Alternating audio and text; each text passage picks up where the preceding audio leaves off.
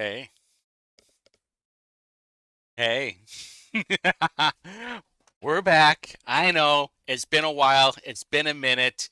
It's okay. I'm here. Daddy's back. I will explain to where I have been after the. Actually, I'll just talk about right now because they're going to goof around here for about a minute and a half. So I'll just talk about it now. It has been a very busy 2 weeks uh, between my campaign, uh, neighborhood meetings. The GOP convention was last Saturday. And then tomorrow, because it is Friday right now, Friday, June 21st, this was done on June 10th. Tomorrow is the caucus meeting to find out who we will be voting in for to go against Andre Carson. And there are four candidates for that, but I'll talk about that tomorrow. I will be having a bigger video tomorrow on what has been really going on. And so, yeah, there were only 3 meetings last week. There were no meetings this week. And then this one's only like 10, 11 minutes long. There was the public safety one was like 10 minutes long. And then the public works one will be an hour and a half long. That video I will definitely do tomorrow or Sunday. Um, but yeah, I just been busy with my own stuff, trying to get this campaign going because there's a lot of sabotage happening right now. The GOP is 100% confirmed. GOP elected precinct committee men are sabotaging my campaign. And I will talk about that more tomorrow. And you'll see, I think it's about ready to start. I will now call to Yeah. order the Metropolitan Economic Development Committee for Monday, June 10th. We'll Look start at with Leroy introductions on on your phone. On your phone. my colleagues on the first row. Thank you, Madam Chair. Derek Cahill, District 23. Thank you, Madam Chair. Nick Roberts, District 4. Nick Roberts mostly got transferred over to this committee because he was definitely not there originally, if I remember right. Thank you, Madam Chair. Brian Delaney, District 2. Thank you, Madam Chair. Ron Gibson, District 8. Thank you, Madam Chair. Kristen Jones, District 18. Thank you, Madam Chair. Councilor Jared Evans, representing District 17. Thank you, Madam Leader. Leroy Robinson, District 1. Thank you so much. And again, my name is Maggie Lewis. Councilors, we traditionally do not meet for one proposal, but this proposal has some time requirements that we need to honor. So again, we only have one item on our agenda this evening. Proposal number 177 amends the code of adding a new chapter of 565 regarding flood damage prevention to comply with federal regulations. Hi, good evening. Thank you, Madam Chair, and thank you to the committee for gathering today for just this one but very important proposal, so I appreciate your time. The Federal Emergency Management Agency, commonly referred to as FEMA, offers the National Flood Insurance Program known as the NFIP Oh, Larry as a benefit Vaughn, to let's residents go. and businesses throughout cities in the United States. In Indianapolis and Marion County, the Department of Business and Neighborhood Services is responsible for administering the floodplain ordinance as a requirement of the National Flood Insurance Program. And forgive me, I don't believe I introduced myself as I started. Amy Wonder, Deputy Director with BNS. Thank you. And I wonder why you didn't introduce yourself. The most recent audit resulted in findings requiring minor changes to the city's floodplain ordinance to ensure compliance with minimum NFIP standards. To assist communities in being compliant with FEMA regulations, the Indiana Department of Natural Resources, or IDNR, has prepared a model ordinance addressing the most recent updates. We have worked closely with IDNR to create a standalone ordinance that can be added to the revised code, therefore alleviating the complexity of these ordinance standards being housed between both DBNS and the Department of Metropolitan Development, as they are currently referenced within 5 separate locations in the zoning ordinance. This new chapter will serve as a single reference point for the city's flood ordinance, which will in turn ensure consistent and compliant management of these federal requirements, while also creating an easier to navigate reference point for permit applicants. And most importantly, this will help to aid in the protection of property owners, renters, and businesses within Indianapolis and Marion County by assisting in preventing future flood damages. Thank you again, Madam Chair, and I'll be happy to answer any questions. So for those who don't know, this year I believe Indiana or Indianapolis are finalizing their floodplain maps. Everything got changed, but everything was getting finalized. That was actually part of my platform last year when I was running for council, was trying to help people get off the floodplain. It's still, it still kind of is on to help people get on there. I made a video on it, and I sent it over to Wayne Township Trustee's office, and it's like if anybody needed any help, boom, there we go. Because I was able to get off of a floodplain. I don't have to pay like an extra $1,000 a year. I think it was like $1,200 a year. But some people have to pay like $3,500 a year in flood insurance. And I had made a video. I will put it in the description for those who wanted the cheapest way, because it is essentially free. I think it's like $5, maybe at the very most, unless you know your information for your home. But all the information is in that video. Wonderful. Thank you so much for your presentation. Questions, comments from councilors? Councilor Evans. Thank you, Leader. Amy, Ms. Wonder, just real quick, so did any of the geographical locations change, like were parcels added to the map or removed from the map? Yes, so you may also be familiar with the Indy North Levee project that was approved recently. We had the official effective date for that in March. And as a result of that, a very large portion of the Broad Ripple area was removed from the floodplain, which was a project that I know the city has been working on for a number of years. I do not believe there were any parcels added as a result of that project. Okay, but like From that in the project. audit process, we didn't find there were parcels that should be added or not? Oh, no. The audit is more just to ensure that we are properly managing our existing floodplain ordinance requirements, but it doesn't add additional parcels. Just this, though, but when the flood maps do get finalized, some maybe, possibly could be added onto the floodplain. You never know.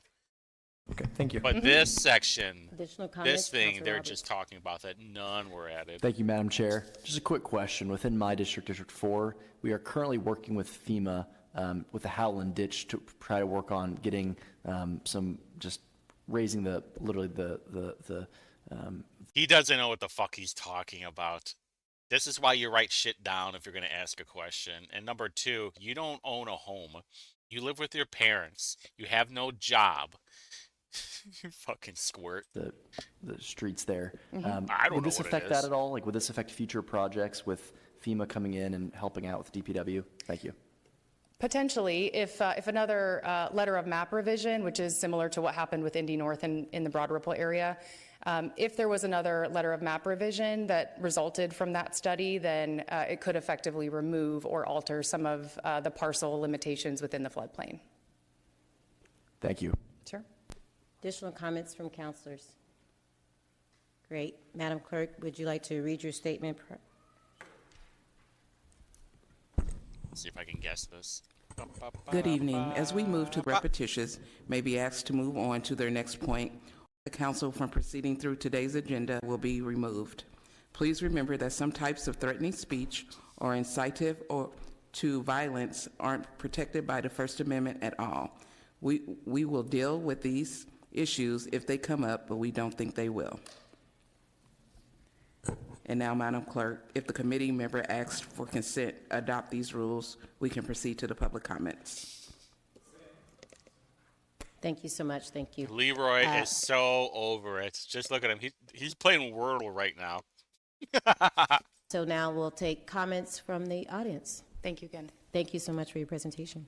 Larry Vaughn. Please state your Madam name. President, this is very concerning. The president and CEO of Citizens told me that they were doing working on the drainage here in this city, right? And it was just a big experiment that's going to cost $2 billion. But the correct way to do the job costs actually $4 billion. Now, the job so far along, he told me that they had saved over $400 million out of the money that was appropriated. So you can notice, you people that are driving in our streets, notice all the flooding and so forth that goes on now. We don't know where our floodplain is actually going to be when they're through with their job. I contend that we won't have enough to handle the drainage and the system that they prepared, engineered by Shrewsbury's engineering firm. They did not take into account all the impervious surfaces that are in this city at this time, and that the preparation that they have done for their job will not allow this water to leave our surfaces and flood our streets just like they're doing it now. I've been in this city for 64 years. I've never seen the flooding like this before. But for you homeowners and property owners, this is why they're in here tonight. They want to be sure that they're complying with FEMA because they really don't know what the situation is going to be as far as drainage here in this city. They want to be prepared so that they can add extra parcels to their floodplain and devalue your property so that you can't sell it. So this is what this meeting's all about today. They have a situation going on with citizens that they saved $400 million.